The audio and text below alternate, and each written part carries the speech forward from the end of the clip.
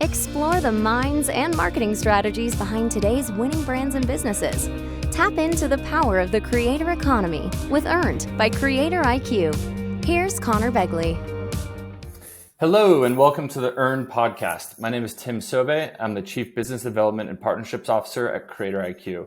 It's an honor to be filling in for Connor today as he spent some quality time with his growing family as they welcomed in their new baby boy, Adam. I'll do my best to fill those big shoes in stylish Hawaiian shirts today.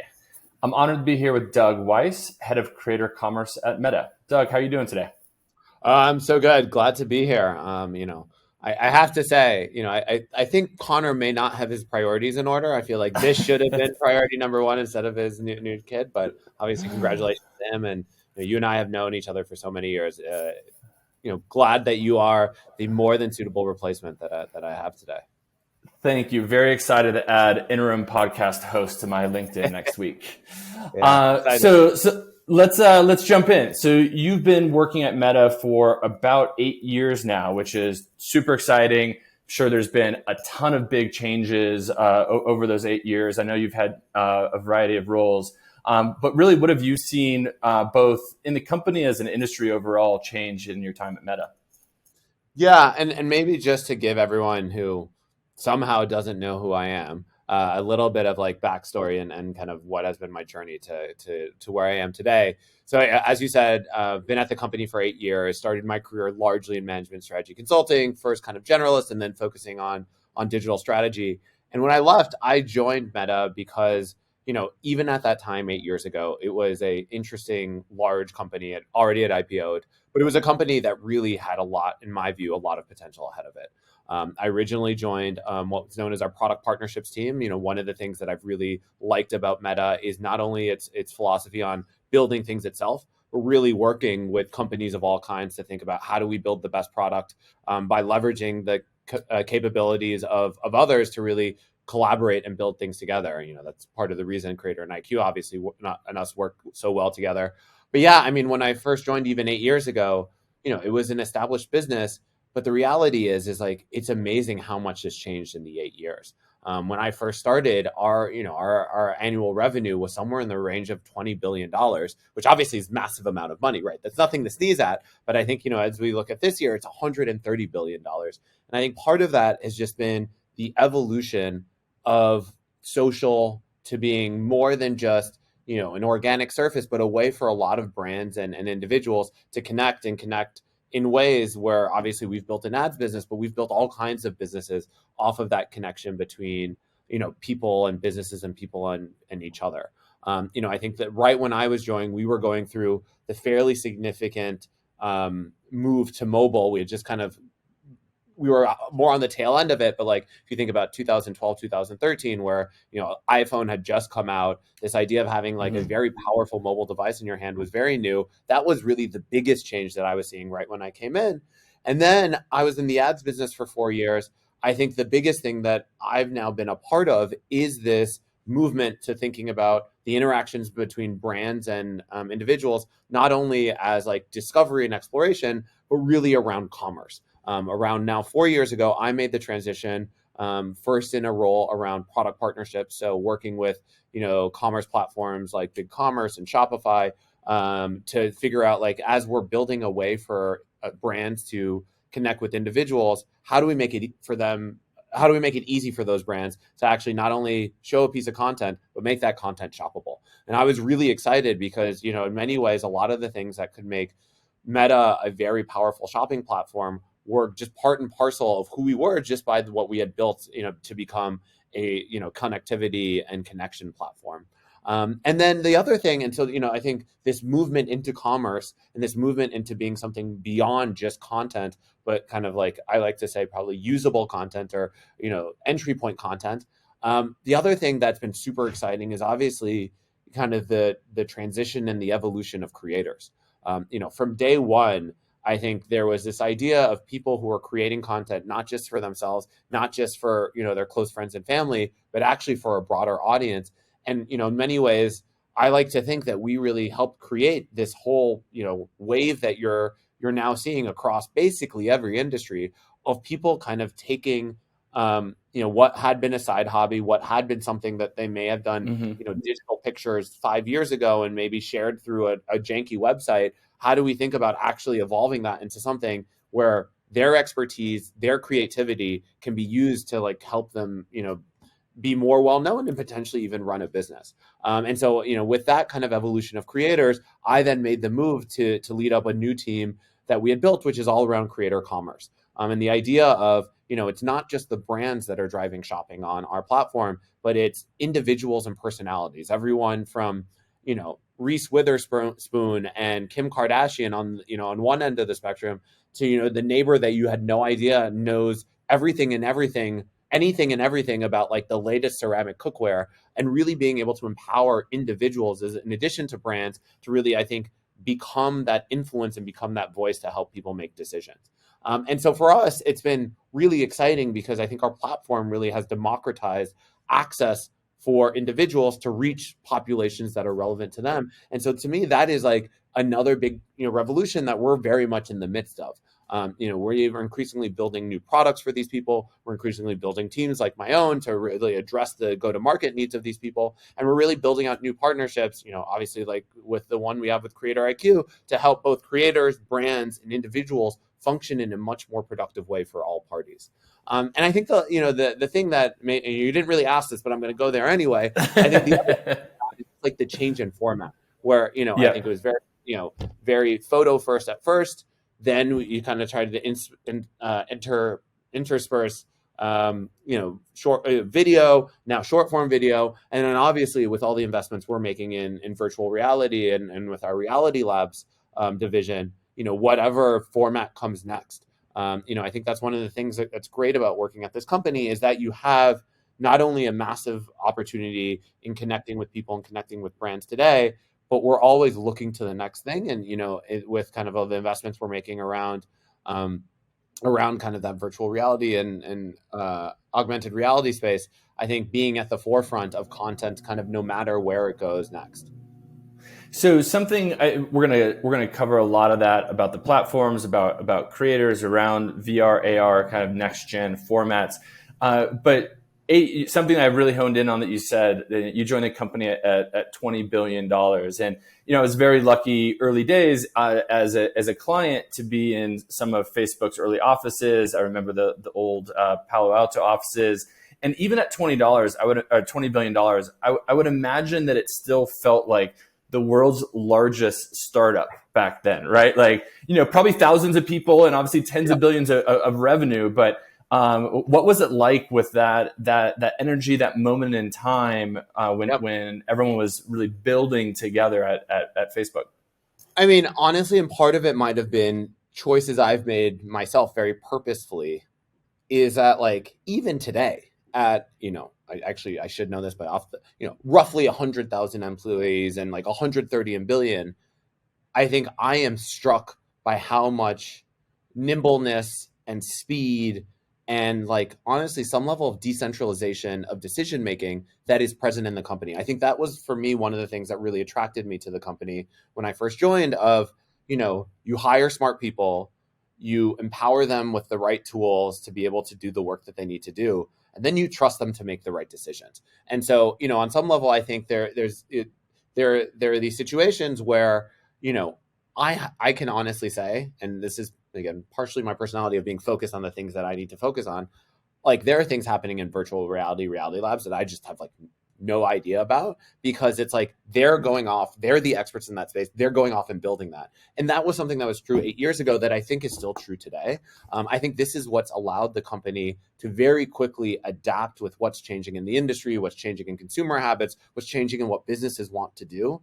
Because instead of having all of these layers of hierarchy and bureaucracy, you empower the people who are closest to the subject matter expertise to really make the decisions that make most sense.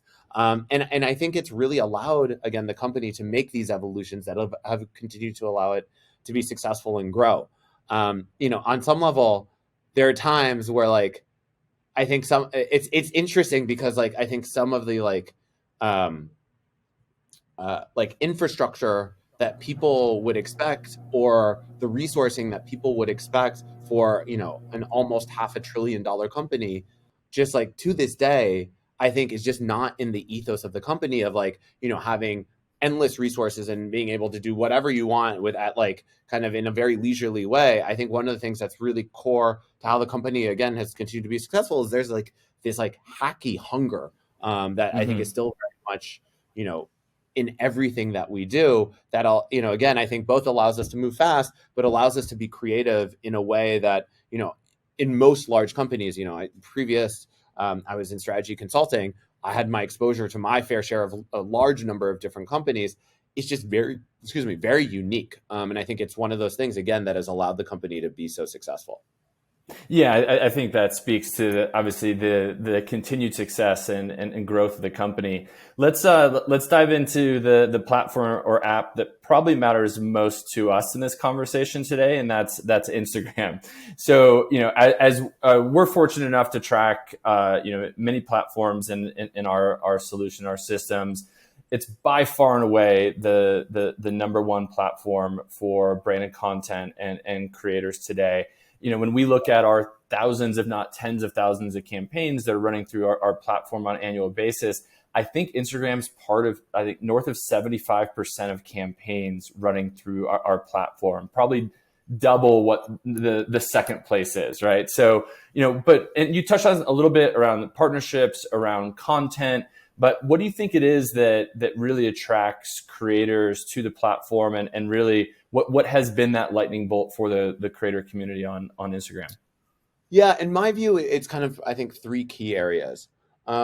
One is just like what is, I think, the core to why both Facebook and Instagram are successful at its heart, which is the immense personalization that we are able to do to allow an individual to find an audience and to find a community of people that have a similar interest or have a similar affinity or have a similar shared experience in a way that previously was basically impossible.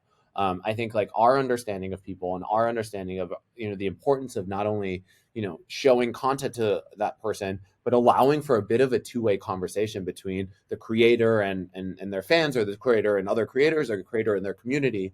I think our ability to create those connections in a really personalized manner, I think was really before our time, unparalleled. I think the second thing is, again, we have invested, I think, on all pillars. As I think about like the ecosystem on Instagram, I think of it as like users, creators, and brands. We have really invested a lot in making sure that we have capabilities that allow each of those different entities to not only have capabilities that matter to them and are accessible to them and drive value for them, but also to connect to the other pillars. Like one of the things that we've invested a ton in over the last 2 years is like a set of tools that enable it to make it easier for creators to connect with their brands in kind of improved and better ways, and allow for like some of that the sharing of insights and having the connection in a way that previously was impossible, or between creators and individuals, whether it be through subscriptions, whether it be through close friends, this ability to like have a different form of connection and relationship that again brings value to all parties. And so I think it's a like constant, evolution of capabilities that again bring value to all parties. And then the third, I think, also is, just the reality of, I do think that the format itself is just very conducive. I think especially if you think about some of our, our core verticals, like whether it be fashion or home or beauty, like the visual first format when Instagram was launched, now more than 10 years ago, was pretty revolutionary. And so I think it became the place where people, when they wanted to show themselves off, when they wanted to like showcase a product or a thing or, a restaurant or a hotel, it was a very natural thing where like, the best way to really communicate what a product is really through visuals. And we, Instagram at its core has always been visual first. And so the rich formats that obviously have evolved over the years to really map the changes in consumer demands, we've always kind of been at that forefront. And so I think between the connection of like the personalization, the capabilities that make it easy to bring value to all pillars, and that kind of that visual first immersive format, I really do think that like it really has set the platform up to be, the go-to, for brands and for creators who really want to have those close relationships with brands. Makes a ton of sense. And speaking of visual first, there is this massive shift right now. You mentioned earlier photo to video, and in particular short form video has really taken the world by storm across multiple platforms. But curious how your team and the broader Meta teams are addressing, amplifying, working with creators around the distribution of this content format on the platform. Yeah, I mean, I think, and the way we think about it is like, first we got to get the content right, and then we can think about distribution. And the reality is that creating a short form video is different than creating a longer form video, which is different than obviously creating a photo. And so the first thing that we've invested a ton in is really giving creators the tools to be able to create high quality content that's going to resonate, whether it be through filters, whether it be through editing tools, whether it be through kind of creative ways we can allow people to co-create things together, a piece of content. That was like, in our mind, the first thing that we need to really invest in and get right, just because you can have the best distribution tool, but if it's like a piece of content that is just like not anything that's engaging or anyone wants to see, it's all for naught. And so, the first thing we did was obviously, I think, invest a ton in really how do we create the right type of content. The next thing that we did is this, we saw this definite trend in what people's preferences were, where if you look, 5-8 years ago, most people were mostly following their friends and family with maybe a couple creators sprinkled here and there. And you just saw over time this trend where if you look at percent of content and percent of accounts that people were following, that more and more people were increasingly creating relationships with people that they didn't necessarily know in quote unquote real life, but that they had created a connection with over a platform here or there. And so what we wanted to do is make it really as easy as possible for those individuals, not only to like have to search and crawl and find this through a very kind of intensive and exhaustive process, but how do we connect the right content to the right person, regardless if they're directly connected or they may know each other, in real life. And so really kind of leaning into this idea of, again, one of the things that makes the platform so incredibly powerful is the machine learning, is the understanding of people that we have accumulated over the years. And so, making sure that like, as we understand a person and then understand content in a much better way, how do we then actually connect those, again, even if that connection doesn't really exist? And so whether it be through Explore, whether it be, through some of the things that we've built, especially around Reels, that kind of allow people to very easily kind of be pushed into like a stream of really high quality content that's relevant to them. I think, we're really looking at different ways, again, because we're seeing this massive shift in kind of consumer demands, really looking at different ways to not only think about person to person, but really think about person to content. And what is the content that's going to really resonate? And so how do we make sure that gets surfaced in the variety of different channels that again, we're starting net new throughout the app. Yeah, and I think it's really the science, as you said, is really the blend of the social graph and content graph, and really getting the balance of those two things right. Because it's not like I don't want to hear from my friends, but I do want to be exposed to content at the right time, the right channel, the right moment. Yeah, exactly. Yeah, so, no, I mean, I think the reality is like one of the things that's also been super interesting has been like a interesting growth in terms of, not only content, but also in a lot of DMing. And so I think just by the existence and like the great high usage of DMing, which is again a very personal type of one-to-one, people still think of Instagram as very much a way to connect with people But on the other hand, by being exposed to content from people you don't know, you almost create these new opportunities to get, reconnected with your friends over this, common content that you both enjoy. And so it is really kind of thinking about how do you balance all of those things, and a lot of the ways we've been doing that is, again, building out these new capabilities that really kind of intertwine some of these trends that we're seeing in a really kind of immersive, user-friendly format. Yeah, it makes a ton of sense. So I want to shift gears a little bit to your core area, really around shopping or commerce. I think you jumped in about 3 years ago into this current role. The way the world obviously changed overnight, and every brand became an e-commerce brand with the pandemic. So I am sure what was maybe months or years of development accelerated really, really quickly as there was this push into social commerce.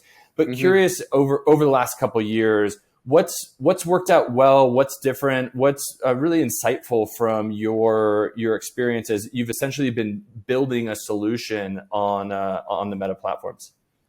Yeah, so I think as you said, the world kind of changed overnight on some level, 2.5 years ago at this point. And it was interesting. I was involved in commerce even pre-COVID, and then just the timelines on everything went from like a year to 2 months. And on some level, I like off the record. Obviously, everything's on the record, but maybe on the record, like I've never worked harder in my life. But it was just because we felt like we had this opportunity to really help businesses who had zero store, who had went from being 100% in store, who then had zero store traffic. And so I think like one of the things that I think everyone understood was this idea of, okay, this is the idea of online shopping is really going to affect everyone and anyone and everyone. And so how do we make it really easy? I think that was one of the biggest learnings of for me personally is, I have never worked directly in the retail sector. But, now in retrospect, quite obviously, everyone has 1.5 million things to do. The last thing that they need is like another system or another operations flow or another process that they now need to A, learn, and B, maintain. And so what we've done as a company is really try as much as possible to make Facebook and Instagram a additional sales channel that leverages the technology that they're already using for their core online sales, to make it really easy for them to, like, again, do whatever, kind of layer on top of whatever content they were already creating and just make it a more explicit entry point into shopping and into driving transactions. And so I think like big learning number one for me was like, we really needed to make it, it wasn't enough that this was like a cool thing that like brands knew that they needed to do and they should do, but we needed to like both have that and make it really easy for them. It's again, like, especially over the last couple of years, like the retail sector has been going through 1 million different changes. The last thing they needed was another thing on their plate. I think the second thing is, and this is like, again, in retrospect, quite obvious, but like is even just that shows up in kind of how my team came into being, is the first year and a half, we were very focused on traditional brands. Like a lot of our efforts, if you go back to March of 2019, like, the vast majority of all of the brands we were working with were kind of your traditional brands. And of course, they have done so much and they bring so much great quality content to the platform. But it is, I think, a little bit narrow minded to think about only that as the opportunity as we think about commerce across our platforms, when it is in many ways the people on our platforms that make kind of the platform overall, and then the shopping overall, the experience so unique. And so like, I think, the kind of the establishment of our team and really this focus on how do we kind of help bring together not only just businesses, but also enable creators who are either working with brands or are often even launching their own lines. How do we make it easy and how do we empower them? Because again, they know our platform better than anyone. They know how to use our platform better than anyone. They know how to really resonate with communities better than anyone. I mean, I think just this past week, we had this massive kind of really exciting moment on our platform with Joe Fresh Goods and his relationship with New Balance that, like, just would have been impossible 3 years ago, of him being able to use us as a way to do basically a shock drop of a new line of sneakers that he's done, that, like, the community that exists because he's been leveraging social channels to build it up. And so not only is he able to like build that community, but he's able to deliver a very unique shopping experience to them. And so again, this like special sauce, charisma, magic, for lack of better words, that like really creators could bring to the table was something that I think we've definitely realized over the years. And then I'd say the third thing which is something that we're investing in a ton as we think about 2022, is also the intersection of ads and commerce. In the first couple of years, a lot of the commerce investments were really about like, how do we think about, building shopping tools? But it would be hard to like write Facebook's history without recognizing that one of the most powerful things that we've ever built is our ads platform. And what we heard from brands time and again is these shopping tools are great, but like, how do I reach new users? How do I reach kind of the person who may not be someone who's my follower, but like, because you guys know who people are so well, could be a good potential customer. And so we've invested a lot in 2022 through a product called Shops Ads that really, I think, does this intersection of commerce and ads really, really well, and really helps kind of bring the buyer to the experience that makes most sense for them, whether they are an existing customer or they're not. And so I think like, that realization of, let's use our secret weapon, let's use the thing that has made the company so successful over the years, which is, our ads platform, and really combine the two to bring incremental value both to shoppers as well as to sellers, I think is the most recent thing that, I'm super, super excited about. And hopefully in a world where like, digital marketing has become increasingly more complicated, it is a way to really bring a additional layer of performance that hopefully can, bring all kinds of sellers, all kinds of retailers, all kinds of creators increased success in a time where everyone could use it. And is that product open to all brands and creators at this time? Is it in a beta? It is not. That's a good call out. Thank you for calling me out on that. It is something where we are, as is true with any new products, this is a new product. We're doing lots of testing in the current year. We're really excited by the results, so we're trying again to try to bring it to as many businesses as possible. But it is at this point, it is a good call out that not open to everyone, and so we will obviously hope to grow that as we look to 2023. So just Instagram DMs to your personal handle to get invited in. You're gonna look up the handle. It's either Instagram DMs, LinkedIn messages. I'll be ready for it. Yeah, great. So let's shift gears a little bit. Meta's had a long history of a partner ecosystem, from publishing and listening and ads like you just covered, and Creator IQ and Meta have had a long-standing relationship in the creator world, via APIs and data, and really making sure, as you covered, like a very challenging digital marketing ecosystem, a real need to better measure this channel. And honestly, I think one of our challenges as an industry is getting measurement caught up to more mature channels via programmatic or digital video or search. But what are your main goals in investing in a partner ecosystem, and from kind of flipping the coin, what do you hope to get out of working with companies like Creator IQ? Yeah, when I think about, and I've worked in kind of like partnerships almost my entire time I've been at the company, and the reason I do that is because I just, this is like such a cliche, but it's like one of those things where it's like 1 + 1 = 3, where there are things that we do really well. And there are things that like we could potentially do, but like, why would we do it when we could, lean on another company that already has built such great capabilities, built relationships with clients, built, solutions overall that really, I think will allow us to bring value to, businesses or users faster than if we did it ourselves.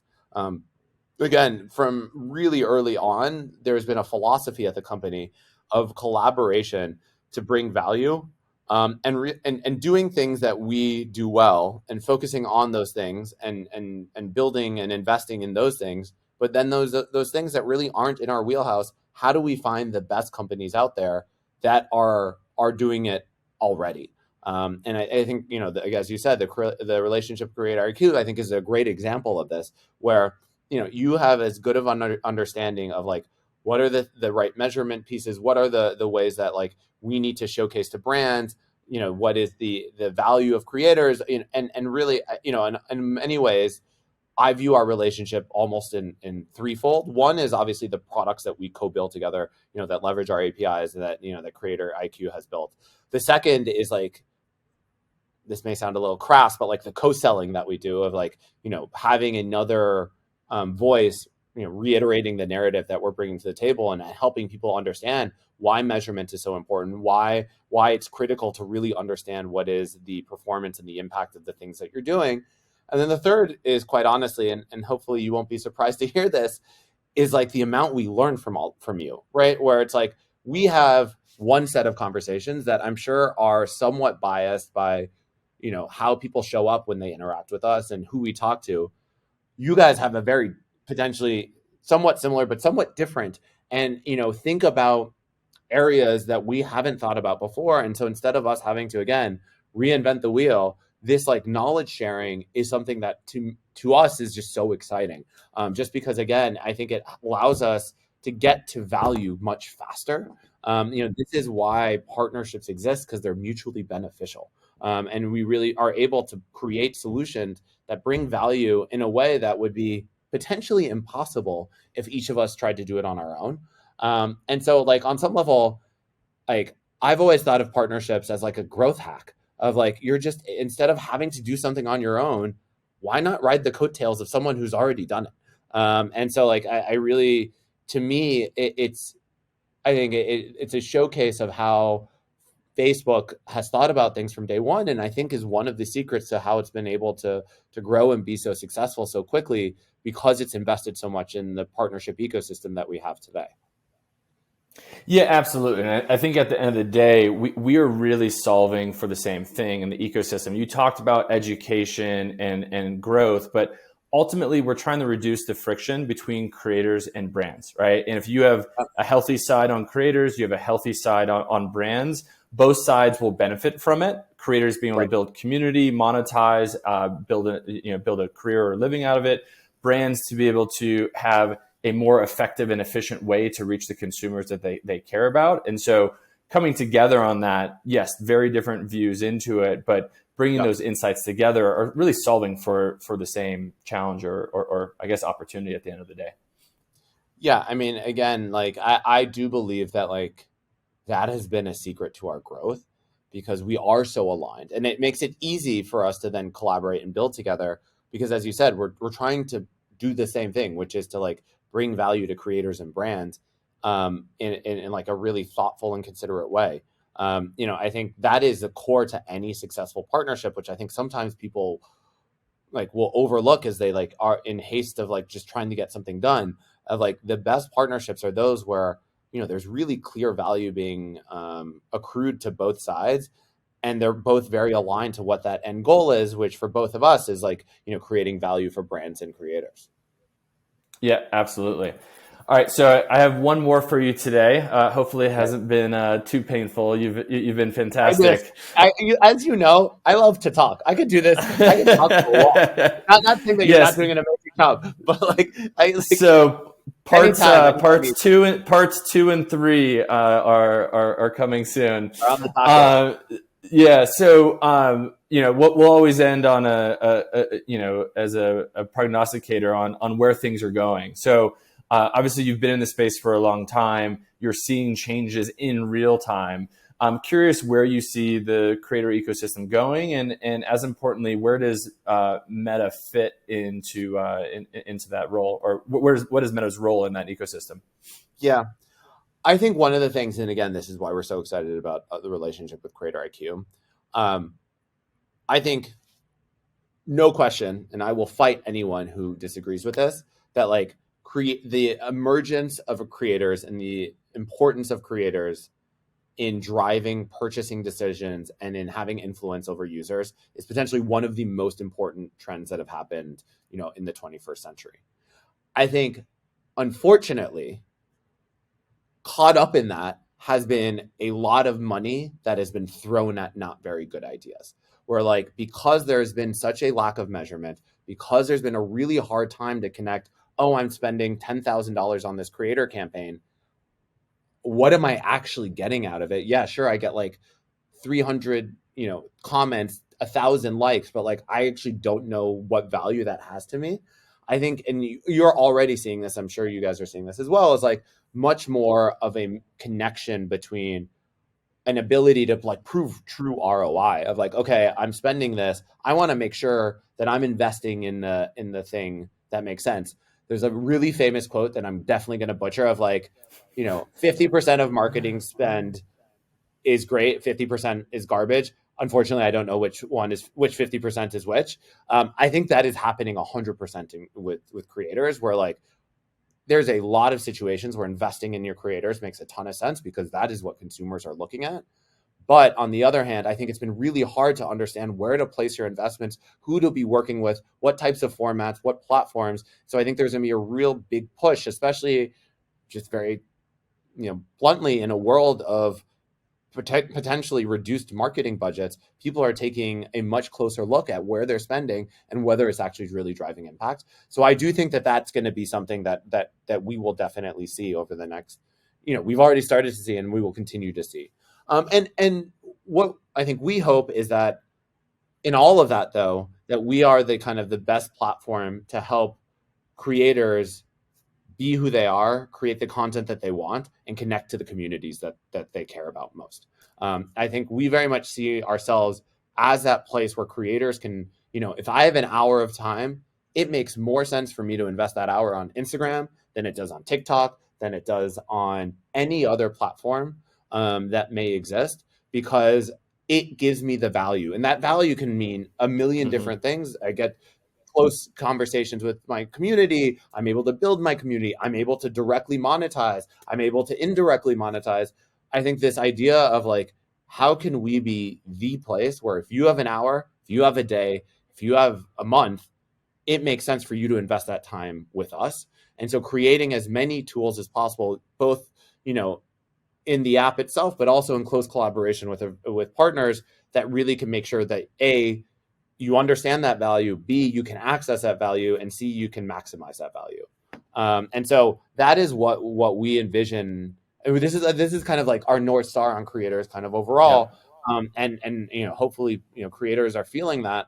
And the reality is like, it's a competitive world out there. If we are not valuable to creators, they have other places to go. So we kind of have to do that. And so, I see us continuing to really invest in that. And really, I think, continue to, again, be the first place that creators think of when they think about where they want to be.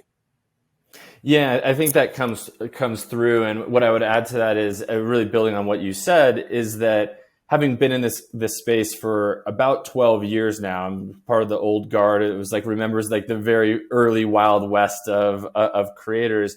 I feel like we were future selling the opportunity or promise of this category for 9-10 years, and we're just now realizing it over the last year or two, right? Really, its potential. And so now, how do you really harness that potential? And like you said, it comes with being able to properly measure it, better understand things like equity and diversity, and really growing the ecosystem. And you sit in such a unique place to really push it forward.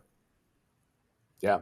On many ways, I consider myself very lucky. I'm just one of those people that have made a couple of good decisions that have worked out in my favor. And like, this is one of those things where it's part of the reason, people are always like, God, I can't believe you're in tech. How are you still at the same place 7.5 years later? And the reality is because like, this is like, to me, some of the most interesting things happening like in technology, in industry, in retail, in marketing, and really being able to be at the intersection of all those things for me is just like, it's a pleasure and it's a privilege. Well, thank you. It's been a pleasure and a privilege talking to you today. Really appreciate you joining us. Of course. And we will talk to you soon. Thanks so much. All right. Thanks so much. Bye. Be a friend, tell a friend, and subscribe. Earned by Creator IQ. Creator IQ is your all-in-one solution to grow, manage, scale, and measure your influencer marketing program. Ready to unlock the power of the creator economy? Get started with a demo today at creatoriq.com.